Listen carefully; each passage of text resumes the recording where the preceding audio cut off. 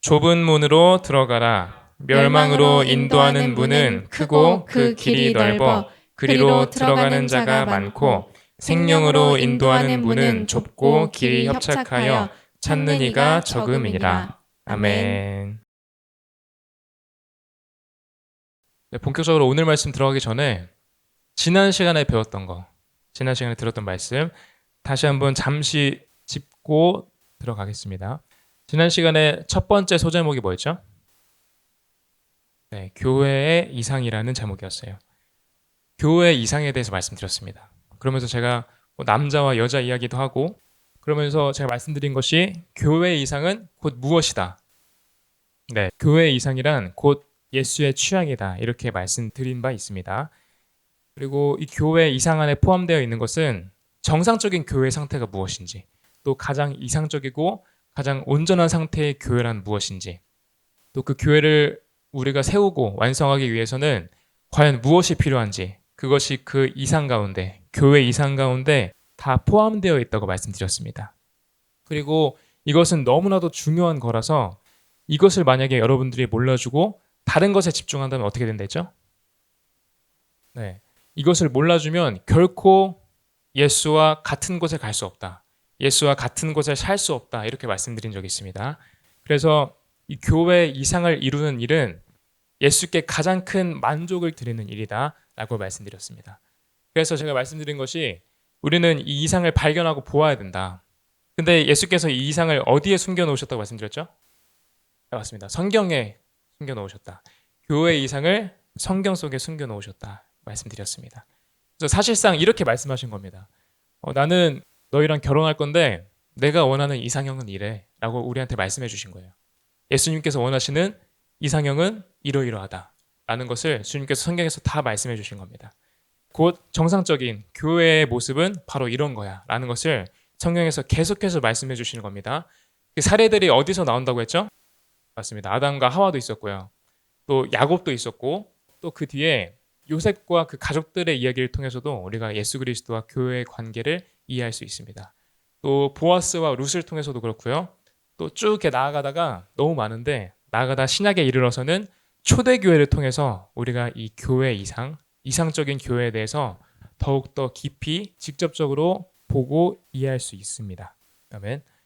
그 중에서 제가 지난주에 말씀드렸던 게 아담과 하와예요.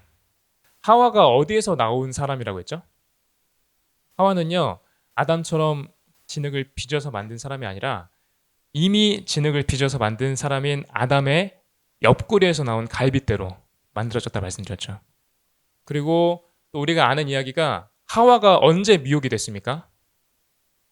그렇죠. 아담을 떠나서 혼자 거닐고 있을 때 선악과 나무 아래서 사탄의 유혹을 받았죠. 그래서 우리가 이 이야기를 통해서요. 예수님의 음성을 들을 수가 있습니다. 교회는 오직 나 예수께로부터만 나온 것이다. 다른 근원은 없다. 그리고 너희는 나를 떠나는 순간부터 바로 위험해진다. 그 순간부터 내가 아니라 사탄에게 순종하게 될 것이다. 이것을 아담과 하와 이야기를 통해서 말씀해 주신 것입니다. 야곱 이야기도 마찬가지입니다. 야곱의 환상 장면에서 우리가 사닥다리를 보았죠. 그리고 야곱이 연단을 받고 결국에 야곱이 베델에서 봤던 그 이상을 실현하는 장면까지 우리가 같이 보았습니다. 그것을 통해서도 예수께서 우리에게 말씀하십니다. 교회는 오직 어디로부터 말미암는 것이다? 오직 나 예수로부터 말미암아 하늘과 연결될 수 있다.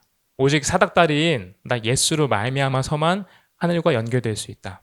하늘의 것을 누릴 수 있다. 그로 말미암아서만 너희가 영생을 얻을 수 있다. 라는 것을 말씀해 주신 것이죠.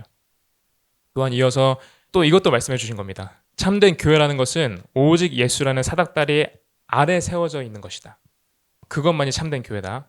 예수를 사닥다리 삼지 않은 것은 아무것도 절대 교회라고 할 수 없다. 그리고 너희도 야곱처럼 돌로 변화돼서 그 이상적인 교회를 실현해야 할 것이다 라고 말씀해 주시는 겁니다. 두 번째 소제목이 뭐였죠? 그렇죠. 아는 것과 보는 것, 이 소제목이었습니다. 제가 말씀드렸죠. 듣고 단순히 지식적으로 아는 것만으로는 안 된다. 반드시 뭐 해야 된다 말씀드렸죠? 봐야 한다라고 말씀드렸습니다. 막달라 마리아처럼 또 사도 바울처럼 여러분들이 직접 여러분들의 눈으로 봐야지만요. 여러분들이 그 이상 속에 있는 교회를 실현해낼 수가 있는 것입니다. 그 이상을 봐야지만 교회를 세우는 그 거룩한 일에, 놀라운 일에 동참할 수 있는 것입니다. 그래서 오늘은 쭉 이어서 다른 거 말고 이번 주에도 역시 길이신 예수에 대해서 더 보도록 하시겠습니다. 제가 여러분들께 한 가지 가정을 해드릴게요. 여러분들이 어느 날 자다가 깨어났습니다. 근데 깨보니까 여느 때와 같이 침대에서 일어난 게 아니라 어떤 엄청나게 넓은 경기장 안에서 깨어났어요. 처음 와보는 곳입니다. 근데 경기장이 그냥 텅 빈 공터가 아니라 그 안에 뭐가 있었느냐? 맹수들이 가득한 것입니다. 사자도 있고 뭐 표범도 있을 거고 그리고 칼든 강도도 막 돌아다닙니다. 근데 어떻게 해야 되죠? 살려면 나가야겠죠, 여기서. 살려면 나가야 될 텐데 문제가 뭐냐? 나가는 문이 너무 많다는 것이었습니다. 물론 뭐 아무데나 나가도 되겠지라고 생각하겠지만 이야기가 좀 다릅니다. 특이한 것이 있었는데요. 문이 아주 많은데 큼직큼직한 문이 수백 개, 한 수천 개가 됩니다. 대부분의 문들이 수천, 수백 개의 문들이 다 큼직큼직한데 근데 그 중에 작은 문 하나가 그 사이에 껴 있어요. 그리고 그 광장에 플랜카드가 하나 공식적으로 걸려 있는데요. 거기 뭐라고 써 있었을까요? 플랜카드에 이렇게 써 있습니다. 당신은 이 많은 문 중에 딱 하나의 문만 택할 수 있습니다. 단 그 선택에 대한 책임은 당신 자신에게 있습니다. 이렇게 써 있습니다. 여러분들은 이거 단순히 그냥 여기서 나가야 된다가 아니라 이거 신중해야겠다. 신중해야 될 수도 있겠다라는 생각을 하게 되겠죠. 그리고 하나하나 좀 더 자세히 살펴보고 문을 선택해야겠다라는 생각을 하실 것입니다. 뭐부터 먼저 볼까요? 어떤 문부터? 일단 대충 가도 큰 문을 먼저 만나겠죠? 네. 큰 문들부터 보기로 합니다. 이 큰 문은요, 특징이 있어요. 뭐냐면요, 일단 엄청 크고 겉으로 봐도 화려합니다. 엄청 화려하게 꾸며진 문이에요. 그리고 이렇게 적혀 있습니다. 정답은 없다. 당신이 원하는 문이 무엇이든 그것이 정답이다. 당신 보기에 좋아 보이는 문을 택해라. 단 좁은 문만 피해라. 라고 적혀 있습니다. 그리고 그냥 지나칠 수 없어서 큰 문 안쪽을 살짝 엿봐야겠죠? 살짝 문을 열고 살짝 엿봅니다. 보니까요, 문도 큰데 뭐도 클까요? 네, 문 뒤쪽에 길이 있습니다. 길이 있는데 길도 문만큼 넓습니다. 문이 큰데 길은 더 넓습니다. 그리고 아주 잘 깔려 있어요. 아스팔트 바닥으로 아주 잘 깔려 있고 곳곳에 온갖 화려한 장식들이 즐비해 있습니다. 그리고 또 특징이 뭐냐? 이미 그 길을 가고 있는 사람들이 많았다는 것입니다. 아주 많은 사람들이 빼곡하게 그 문을 열고 이미 그 길 가운데로 들어선 상태였습니다. 그리고 사람들이요, 하나같이 다 멋지고 아주 개성이 있어요. 각자마다 특징이 있고 그리고 그 길 가운데 가이드도 있습니다. 안내자들이 이렇게 서 있는데 안내자들이 뭐라고 말을 하느냐? 이렇게 외칩니다. 인생은 한 번뿐입니다. 마음껏 즐기십시오.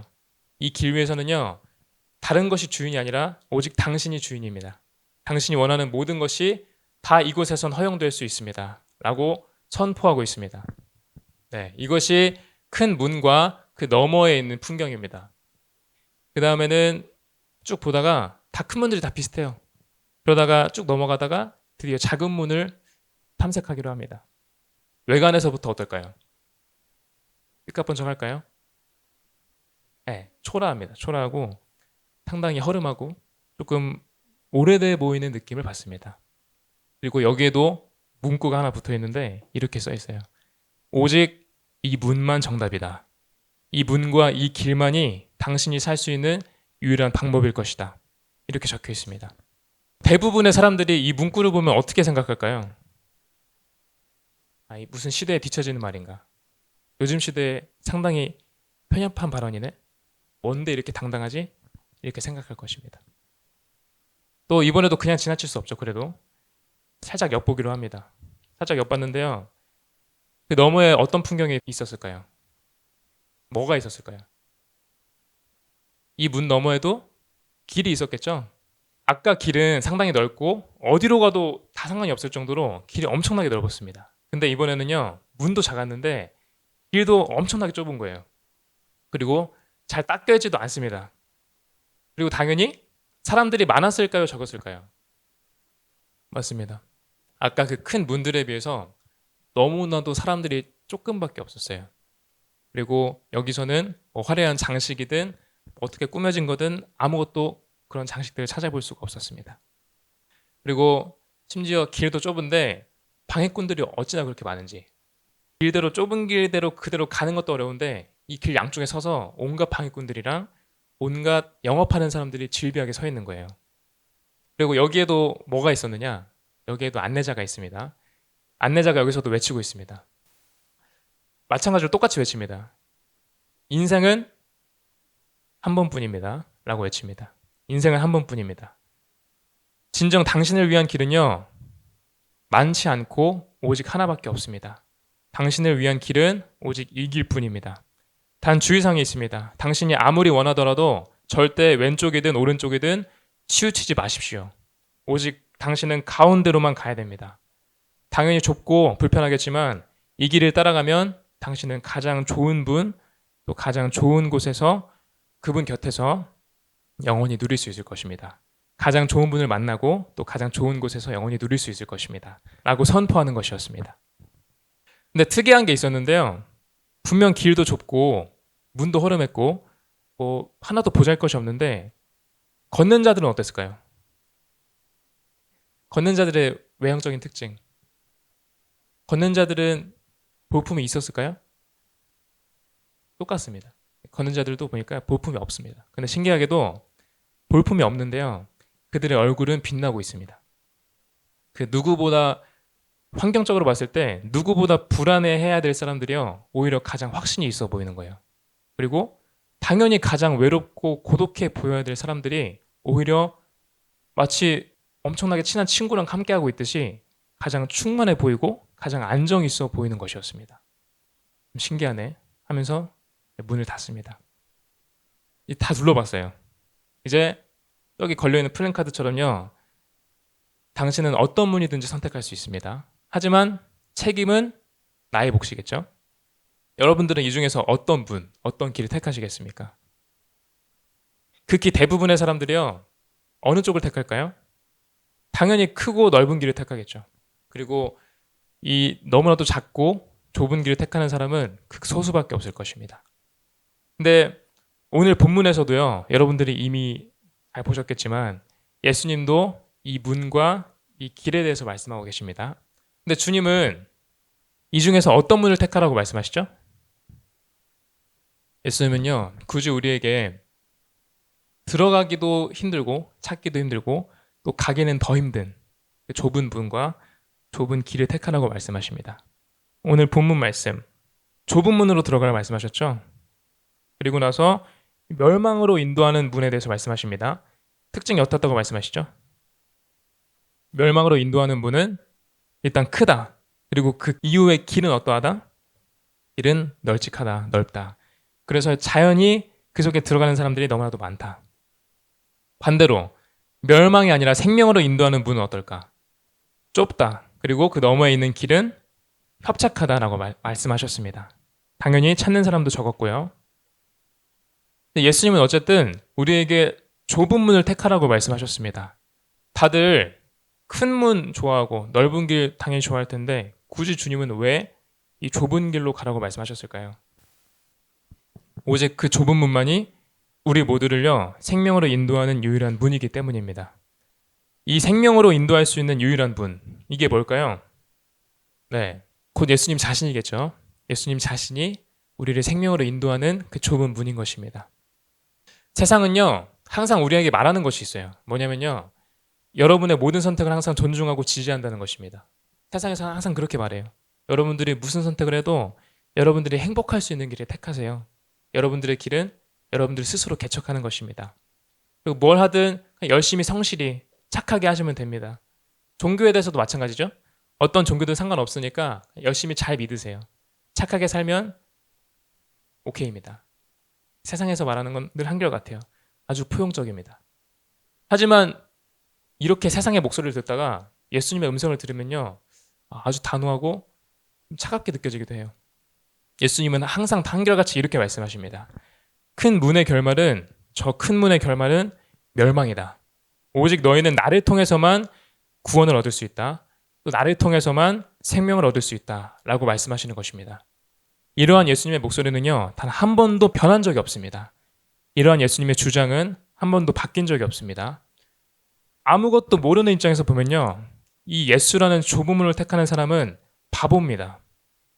그 문이 가장 비좁고 불편해 보이고 좋은 것도 하나도 없고 이점이 하나도 없는데 택하면 당연히 바보같이 보이겠죠. 근데 사람들도 다 똑같이 생각해요. 이렇게나 인기 없고 찾는 사람들도 점점 이렇게 적어지는데, 근데 예수님은 긴 시간 동안 몇 번이나 그분의 말씀을 바꾸셨을까요? 한 번도 바꾸신 적이 없어요.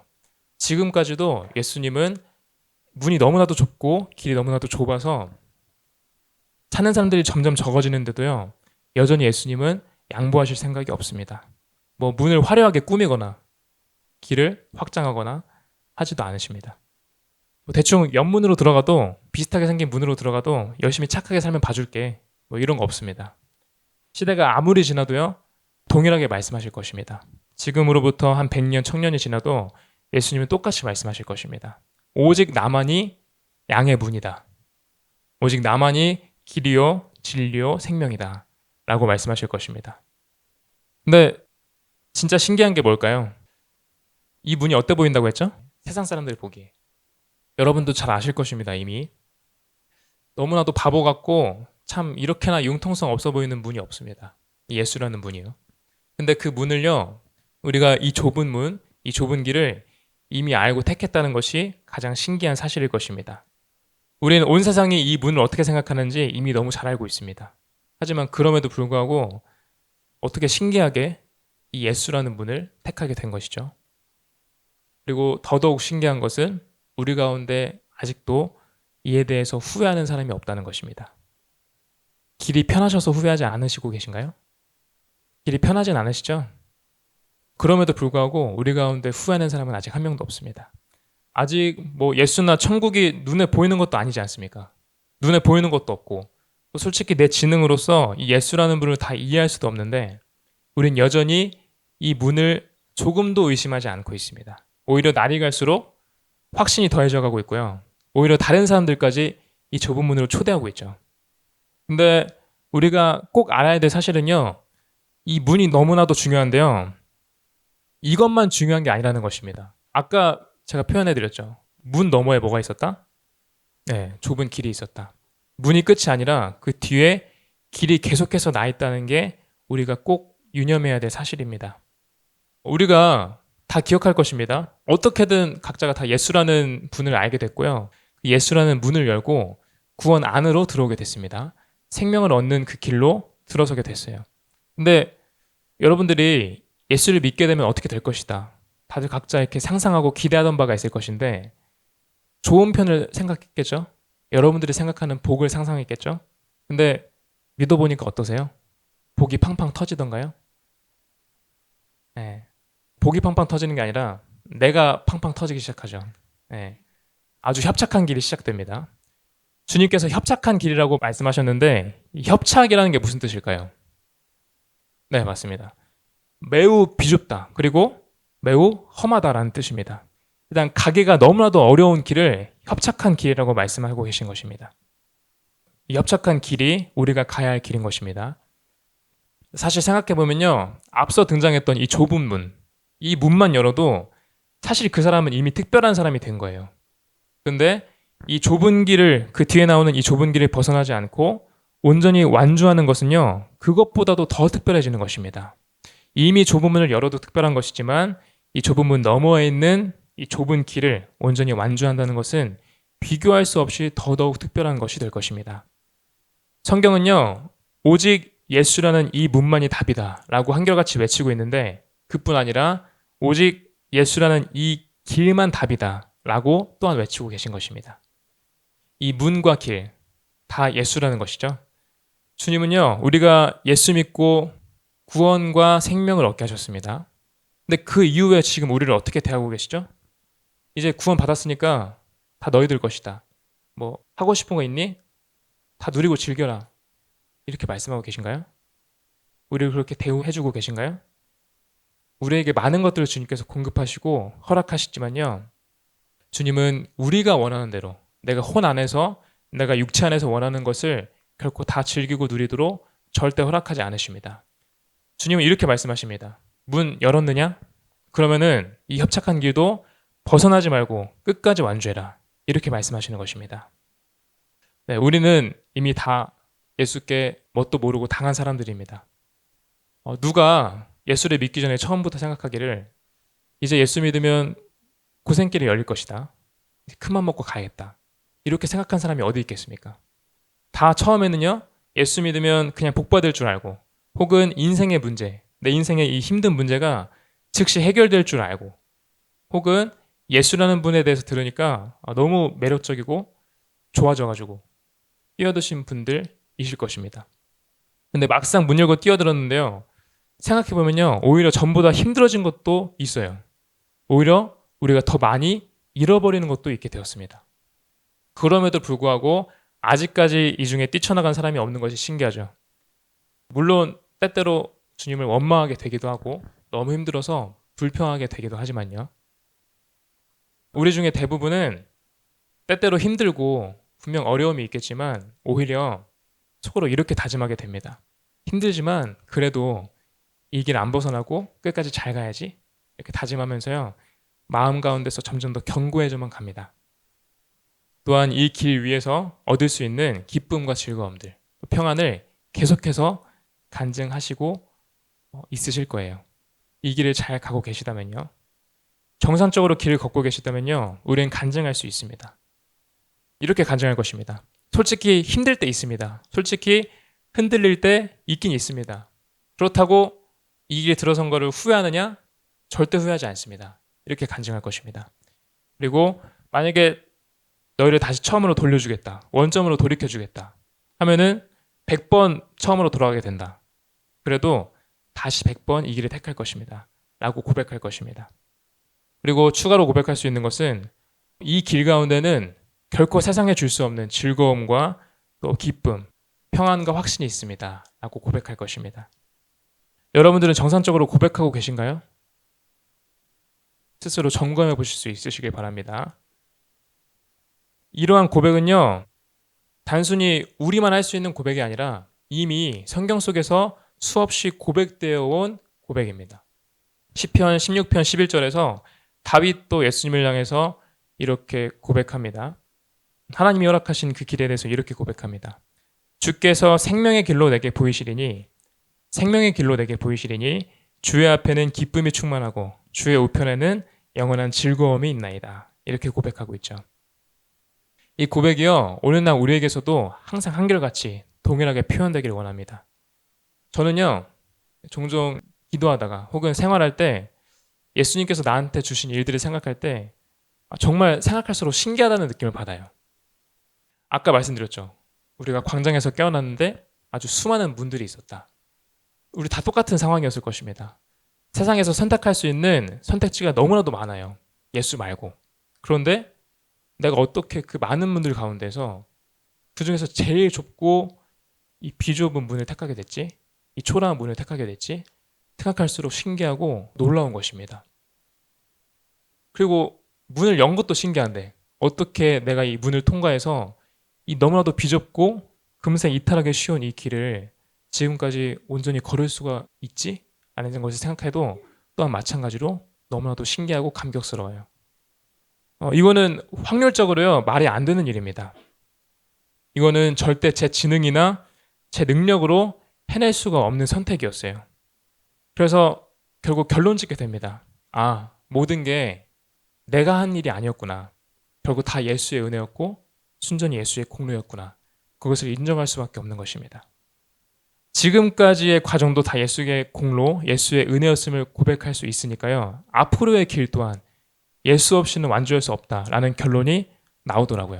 그런 고백이 나오더라고요. 여러분들 여호수아를 알고 계십니까? 여호수아가 누구죠? 그렇죠. 모세를 뒤를 이어서 이스라엘 백성들을 이끈 사람이었죠. 여호수아가 백성들을 어디로 이끌어갔습니까? 여호수아라는 사람은요. 모세의 뒤를 이은 후계자였습니다. 그리고 이스라엘 백성을 광야를 넘어서 어디로 인도한 사람이죠? 네, 가나안이라는 땅으로 인도한 사람이었어요. 근데 여호수아는 처음부터 리더가 아니었습니다. 광야에 있을 때부터 리더가 아니었어요. 언제부터 리더가 됐죠? 원래 기존 리더였던 모세가 죽은 뒤로부터 여호수아가 그 뒤를 이어서 시작하게 되죠. 그 장면이 여호수아 1장에 나오는데요. 여호수아 1장에서 모세가 죽은 뒤에 하나님이 여호수아에게 나타나셔서 말씀하십니다. 이제 너는 가라. 이 요단강 너머에 있는 내가 허락한 땅, 내가 준 땅으로 가라 라고 말씀하십니다. 다 너에게 주었다. 그리고 이렇게 또한 계속해서 말씀하십니다. 너의 평생에 너를 능히 대적할 자가 한 사람도 없으리라. 내가 너를 떠나지 않을 것이고 너를 결코 버리지 않을 것이다 라고 약속해 주시는 것입니다. 그렇게 약속을 해주시면서 이번에는 여호수아가 해야 할 일들을 알려주시기 시작하십니다. 그것이요 결코 복잡하지 않았습니다. 그것이 여호수아 1장 7절 8절 말씀에 있는데요. 주님께서 이렇게 말씀하십니다. 너는 마음을 강하게 하고 담대히 하여라. 그리고 내가 모세를 통해서 너에게 명령한 율법, 하나님의 법을 다 지켜 행하고 또 뭐 하라고 말씀하셨죠? 치우치지 말라. 어디로나 좌로나 우로나 치우치지 말라라고 말씀하셨습니다. 그렇게 하면 어디로 가든지 형통할 것이다. 그렇게 하면 너의 길이 평탄하게 될 것이다. 네가 형통할 것이다 라고 하나님께서 확실하게 선포해 주셨습니다. 간단하게 정리해 볼게요.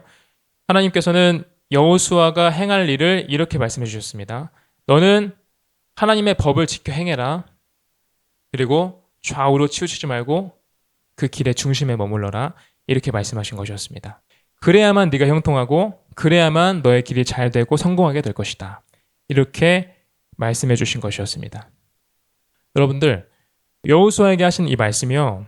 오늘날 우리에게도 동일하게 적용되어지고 있는 줄 믿습니다. 하나님도 우리에게 여호수아에게 그러셨듯이요. 좋은 땅을 우리에게도 허락해 주셨습니다. 이 땅은요. 오늘날 우리에게 주어진 이 땅, 허락된 이 땅은 온갖 좋은 것으로 풍성합니다.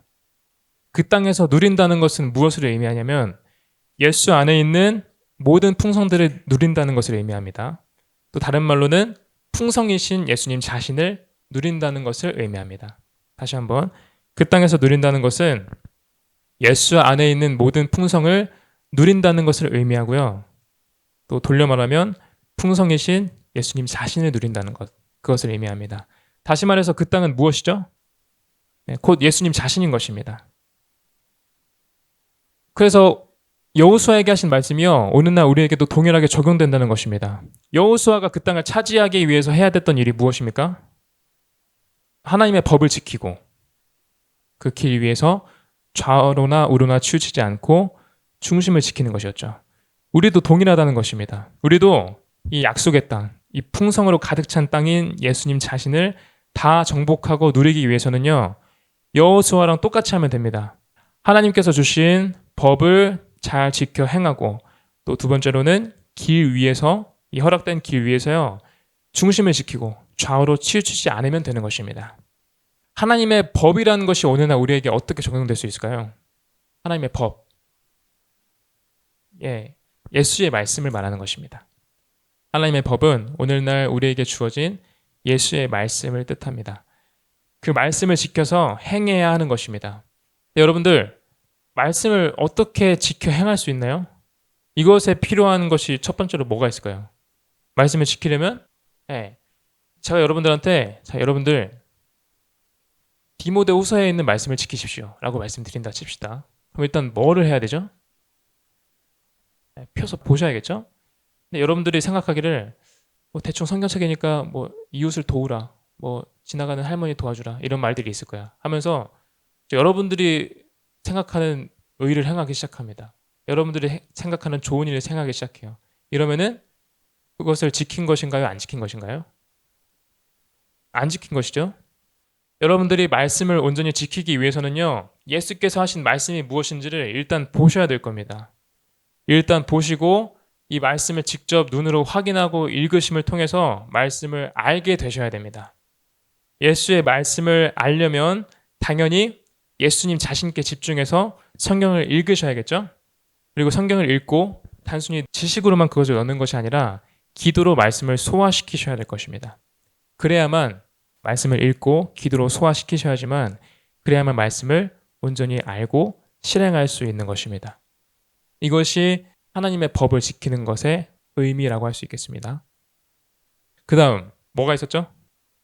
네, 좌우로 치우치지 않고 중심을 지켜라 라고 말씀하셨죠. 이것은 무엇을 의미할까요? 아까 우리의 길이 뭐라고 말씀드렸죠? 네, 좁은 길인데 이 길 자체가 사실은 예수님 자신이다 라고 말씀드렸습니다. 그렇기 때문에요, 좌우로 치우치지 않고 중심을 지킨다. 이것은 우리가 예수라는 길 위에서 이 길의 변방, 좌우 끝으로 치우치지 아니하고 그 어떤 것에도 기울지 아니하고 예수라는 중심을 지킨다라는 의미로 볼 수 있겠습니다. 아무리 우리가 길 위를 걷다가 좋아 보이는 것이 있어도요, 예수가 아니라면요, 그 어떤 것에도 치우쳐서는 안 됩니다. 그것이 아무리 좋아 보이고 세상 모두가 인정하고 심지어 교회 안에 있는 자들도 그것을 귀히 여기는 것일지라도요, 예수가 아닌 것이라면 그 어떤 것도 우리의 중심을 옮길 수 없을 것입니다. 옮겨서는 안 될 것입니다. 우리가 치우칠 수 있는 것은요, 딱 하나밖에 없습니다. 오직 예수밖에 없습니다. 오직 예수만이 우리가 치우칠 수 있는 유일한 분이십니다. 그런데 이렇게 간단 명료한데 우리가 예수께만 치우쳐 살아가는 게 쉽나요? 여러분들도 지금까지 신앙생활을 짧게 하신 분도 계시고 길게 하신 분들도 계시지만 그것이 결코 쉬운 일이 아니라는 것을 여러분들의 체험을 통해서 능히 고백할 수 있으실 것입니다. 아까 제가 표현 드렸다시피 이 길 자체도 너무나도 비좁은데요, 심지어 뭐가 있다고 말씀드렸죠? 네, 맞습니다. 방해꾼들이 있는 거예요. 이 길의 좌우에요, 아주 수많은 방해꾼들이 서서요, 또 영업하는 사람들이 서서 계속해서 손짓하고 있는 거예요. 이쪽으로 와라. 중심? 중심 같은 게 뭐 중요하냐? 중심이 뭐가 있냐? 애초에 중심 따위를 말하지 않습니다. 이쪽에 오세요. 좋은 거 있어요. 맛있는 거 드시고 가세요. 이거 다 넣어드릴게요. 서비스입니다. 하면서 계속해서 여러분들을 변방에서 유혹하고 있는 것입니다. 그래서 쉽지 않습니다. 좌우에서 수많은 것들이 여러분들을 유혹하면서 손짓하고 있기 때문이죠. 그 중에서 이 좌로 치우친다는 것, 좌로 치우친다는 것은 무엇을 의미할까요? 네, 이것은요, 사실 비교적 쉽습니다. 누가 봐도 안 좋은 거예요. 세상의 풍조, 또 누가 봐도 죄스러운 것들, 음란한 것들. 정리해서 말씀드리자면요, 좌로 치우친다는 것은 세상의 풍조에 미혹되고 또 우리의 타고난 이 육체적인 기질, 육체적인 사람의 기질에 이끌려서 악하고 더러운 것들을 쫓아가는 것을 의미합니다. 세상의 풍조, 또 육체적인 사람의 기질에 이끌려서 악하고 더러운 것들을 쫓아가는 것, 그것이 좌로 치우치는 것이다. 또한 세상의 흐름, 또 세상에 있는 돈, 세상 사람들의 인정, 이것들을 쫓아가는 것이고요. 또 내가 태어날 때부터 있었던 나의 타고난 사상, 내가 지금까지 보존해왔던 나의 사상을 쫓아가는 것이라고 할 수 있겠습니다. 또한 더럽고 음란한 죄를 쫓아가는 것이라고도 표현할 수 있겠고요. 근데 이 쫓는다라는 말로 제가 표현드렸는데, 이 쫓는다라는 말이요, 다른 말로 어떻게 표현할 수 있을까요? 그렇죠? 쫓는다는 건 따라간다는 말이기도 하고, 여러분들이 어디 묶여서 이렇게 끌려가나요? 스스로 이렇게 따라가는 거죠. 이 쫓는다는 건 다른 말로 사랑한다는 것을 의미합니다. 여러분들의 스스로 여러분들의 의지를 사용해서 그것을 쫓아가는 것이기 때문입니다. 쫓는다는 것은 곧 사랑한다는 것을 의미합니다. 성경을 읽다 보면요, 인상적인 부분이 나와요. 디모데 후서에 이런 말씀이 나오는데요, 데마라는 사람이 등장합니다. 데마. 이 데마가 원래 뭐 하던 사람이었을까요? 네, 바울이라는 하나님의 종과 붙어 다니면서 그를 도왔던 사람이에요. 근데 디모데 후서를 쓸 때 바울이 지금 어떤 처지에 있었죠? 맞습니다. 감옥에 갇혀 있었거든요. 근데 데마가 바울을 잘 따라다니면서 그를 보조하고 그를 도와줬던 사람인데요. 디모데 후서에서 바울은 이렇게 언급합니다. 데마는 이 세상을 사랑하여 나를 버리고 데살로니가로 갔다. 이렇게 말하고 있습니다. 바울이 이렇게 말한 거예요. 데마는 이 세상을 사랑하여 나를 버리고 데살로니가로 갔다. 데마도요, 분명히 예수를 믿고 구원받은 사람이었을 것입니다. 그리고 그는 단순히 구원받은 데서 그치지 않았고요, 하나님의 종을 돕는 입장에 서 있던 아주 귀중한 사람이었어요. 하지만 그를 무너뜨린 것이 무엇이었죠? 네, 세상을 사랑하는 것이었습니다. 이 세상에 있는 것을 사랑했고 이 세상 자체를 사랑했기 때문에 결국 그의 결말은 어떻게 됐습니까? 결국 하나님의 종인 바울을 버리고 세상으로 간 것이 그의 결말이 됐던 것이었죠. 사실상 하나님의 종을 버린 것은요, 하나님 자신을 버린 것과 일반이라고 볼 수 있겠습니다. 이렇게 우리가 성경의 이 사례를 통해서 확실히 깨달을 수 있습니다. 무엇을 깨달을 수 있느냐? 누구든지 지금 어떻게 하고 있든 상관없이 결국에 세상을 사랑하는 사람들, 세상에 속한 것을 사랑하는 자는 결국 예수를 버리게 된다. 라는 법칙을 우리는 데마의 사례를 통해서 확실히 확인할 수 있는 것입니다. 자, 이게 어디로 치우치는 거라고요? 이것이 좌편으로, 왼쪽으로 치우치는 것이다 라고 말씀드렸습니다. 반대로 이번에는 우로 치우치는 것이 무엇일까를 보겠습니다. 우로 치우친다? 이것은 무슨 뜻일까요? 이것은 언뜻 보기에는 좋아 보이는 것입니다. 우리 그리스도인들의 입장에서 보면요, 하나님을 믿는 것 같아 보여요. 그런데요, 실상 형식적인 종교 활동에 치우쳐져 있는 것입니다. 겉으로는 하나님을 잘 믿고 심지어 열심도 내고요, 잘 섬기는 것 같은데 실상 형식적인 종교 활동에 치우쳐져 있는 거예요. 그리고 다른 말로 하면 하나님을 섬기긴 섬기고 하나님께 열심 내긴 열심 내는데 예수 없이 하나님을 섬기는 것, 예수 없이 하나님을 섬기는 모든 것이 이 우로 치우치는 것이라고 말할 수 있겠습니다. 여기까지 들었을 때요, 지금 좌로나 우로나 치우치는 거 들었는데 어느 편이 또 나아 보이나요? 언뜻 보면 보통 이제 뭐가 더 나아 보이냐면요, 또 뭐가 제일 구별이 안 돼 보이냐면요, 이 우로 치우치는 게 제일 구별이 안 됩니다. 이 좌로 치우치는 것은요, 대충 봐도 보여요. 그래서 내가 예수를 잘 모르고 예수를 사랑하지 않아도 세상에 있는 사람들도 그걸 지적할 수 있습니다. 너 교회 다니면서 왜 그렇게 하냐? 딱 누가 봐도 보여요. 근데 우로 치우치는 것은 교회 안에 있는 사람들도 속기가 쉽습니다. 언뜻 보기에는 오른쪽이 비교적 괜찮아 보이고 좋아 보여요. 하지만 똑같습니다. 똑같이 아주 위험한 것입니다. 왼쪽도 아주 위험한 것이고요, 오른쪽도 조금이랄 것 없이 아주 똑같이 너무나도 위험한 것이라고 말할 수 있습니다. 누가 이 오른쪽으로 가는 길을 택했나요? 아까는 데마가 이쪽 편을 택했는데 이 우편을 택한 사람들은 누가 있을까요? 저 바리새인 서기관들, 예수님 당시에. 그리고 바리새인이었던 바울도 이 길을 택한 사람이었고요.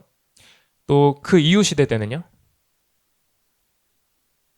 많은 열심은 있고 교회도 다니는 것 같은데 우로 치우쳐져 있는 사람,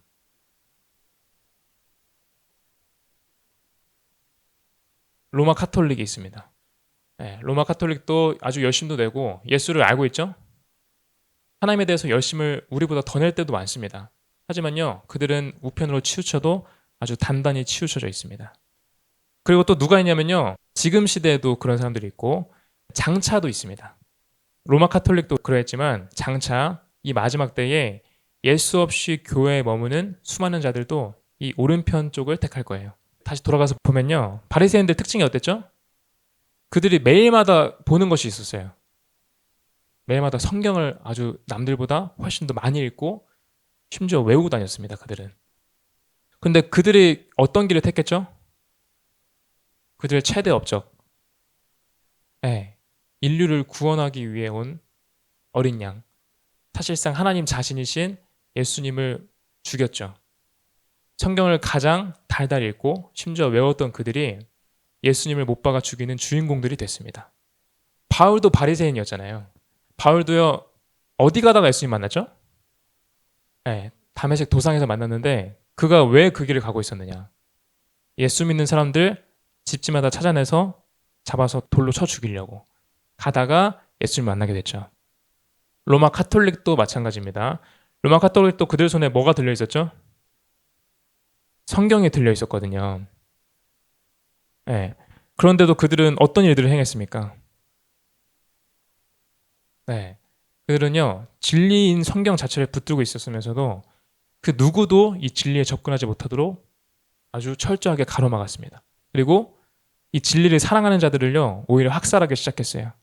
이 로마 카톨릭에 의해 죽임당한 사람들이요, 수천만 명에 달합니다. 너무나도 많은 신실한 그리스도인들, 예수를 사랑하는 사람들이 학살을 당하게 됐습니다. 또 누가 있었느냐? 나치 독일도 마찬가지였어요. 이 이야기는 우리한테 익숙한 이야기인데요. 독일 사람들이 유대인들을 수백만 명 죽였습니다. 또 다른 민족들도 많이 잡아다 죽였어요. 근데 그들 손에도 뭐가 쥐어져 있었죠?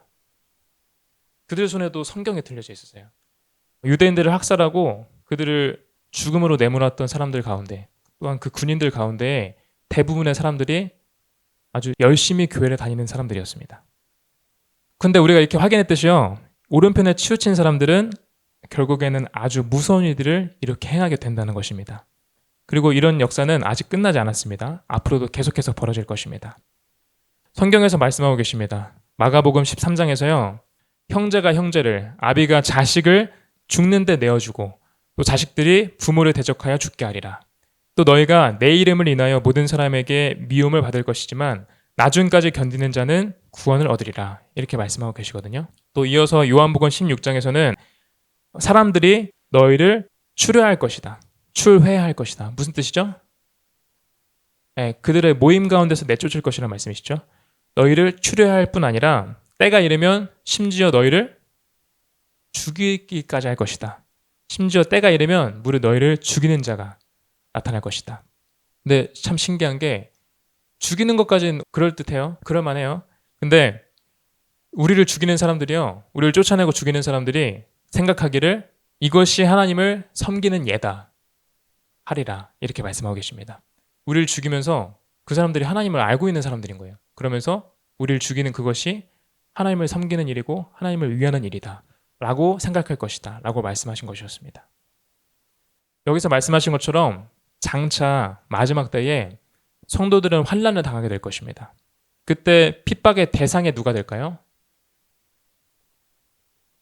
오직 예수라는 중심을 벗어나지 않은 사람들, 오직 예수만 중심 삼고 이 예수라는 길 위에서 떠나지 않는 성도들이 그 핍박의 대상이 될 것입니다. 누가 핍박하게 된다고 말씀드렸죠? 아까 성경에서는 형제가 형제를, 아비가 자식을, 또 자식들이 부모를 대적해서 죽게 한다고 했는데요. 온 세상이 예수 안에 있는 자들을 핍박할 것입니다. 심지어 그들의 가족들도 그들을 핍박할 거예요. 근데 놀랍게도 그들 가운데는 다 불신자가 아니라 자칭 교회를 다니는 기독교인들도 있을 것입니다. 성경을 손에 들고 있는 사람들이 예수 안에 있는 자들을 쫓아내고 죽이는 모습을 우리는 결국 보게 될 것입니다. 그럼에도 불구하고, 그들이 성경을 손에 들고 있음에도 불구하고 그 사람들은요, 예수 안에 있는 자들을 이단이라고 규정합니다. 그리고 기독교라는 이 종교의 울타리 밖으로 그들을 쫓아낼 것입니다. 예수 믿는 사람들을, 예수를 따르는 사람들을 밖으로 쫓아낼 것입니다. 그리고 심지어 때가 이르면 예수의 사람들을 죽이기까지 하겠죠. 근데 방금 말씀드린 것처럼 놀라운 것이, 예수를 열심히 쫓아내고 죽이면서 그것이 하나님을 섬기는 예라고 생각한다는 것입니다. 이것이 장차 벌어질 일이라고 제가 말씀드렸습니다. 제가 말도 안 되는 소리를 하고 있나요? 아닙니다. 너무나도 현실적인 이야기를 드리고 있는 것입니다. 이 역사는요, 이러한 역사는 아주 오랫동안 끊임없이 지속되어 왔습니다. 그리고 지금은 우리 곁에 잘 등장하지 않는 모습일지라도요, 반드시 우리 눈에 점점 선명해지는 그림으로 나타날 거예요. 유대인들이 선지자들과 예수도 죽였고 예수를 믿는 그리스도인들 죽였죠. 로마 카톨릭이 참된 그리스도인들을 학살했습니다. 또 이처럼 장차 예수를 중심 삼지 않은 거짓 성도들도요, 참된 예수의 사람들을 쫓아내고 죽이게 될 것입니다. 사실 이것은 장차 일어날 일뿐만 아니라 지금도 벌어지고 있는 일들입니다. 사실 지금 현재도요, 교회 안에서 신실하게 예수만 바라보고 있는 수많은 자들이 정죄를 당하고 있습니다. 정죄하고 있는 주체는 똑같이 교회를 다닌다고 하는 사람들입니다. 이들은요, 예수 이름을 매우 소중히 여기는 자들, 예수 이름을 절대 놓치지 않고 그를 중심 둔 자들을 이단시하고 있고 핍박하고 있습니다. 지금 여기 앉아 계신 여러분들도요, 정신을 차리셔야 됩니다. 여러분들도 똑같이 될 수 있습니다. 우리도요, 예수라는 중심을 잃어버리는 순간부터 우리는 즉시 예수의 몸된 교회를 대적하는 사람이 될 것입니다. 또한 예수를 신실하게 따라가고 있는 자들을 비난하고 정죄하는 사람들이 될 거예요. 이 유대인들 또 로마 카톨릭, 나치 독일도 그렇고 장차 나타날 핍박할 자들, 또 지금도 교회 안에 있는 핍박자들, 이들 모두의 공통점이 뭘까? 이들이 무엇은 있다? 하나님께 열심은 있다라는 것입니다. 열심은 있지만 뭐가 없다? 네, 예수가 없다. 성경에서는 이들의 열심은 있지만 올바른 지식이 없다라고 말씀하고 계십니다. 이 예수를 아는 올바른 지식이 없으면요, 자연스럽게 하나님의 의가 아니라 내 의를 따라서 하나님을 섬기게 됩니다. 내 방식대로 하나님을 쫓아가게 됩니다. 로마서 10장 2절로 3절에서 이렇게 말씀하십니다. 바울이 말을 해요. 내가 증언하노니 그들이 하나님께 열심히 있지만 올바른 지식을 따른 것이 아니다. 하나님의 의를 모르고 자기 의를 세우려고 힘써서 하나님의 의에 복종하지 아니하였다라고 말씀하고 계십니다. 하나님이 우리에게 주신 올바른 지식, 아까 여러분이 말씀하신 것처럼 그 올바른 지식은 곧 예수를 아는 지식입니다. 또한 모든 것, 또 모든 일의 중심 가운데에 오직 예수를 두는 것이 그 지식을 아는 사람들의 결과입니다. 예수에 대한 지식을 알면요, 당연히 모든 것, 모든 일의 중심에 예수를 두게 돼 있습니다. 또한 예수를 중심으로 두고 모든 말씀을 받고 지켜서 행하게 되는 것입니다.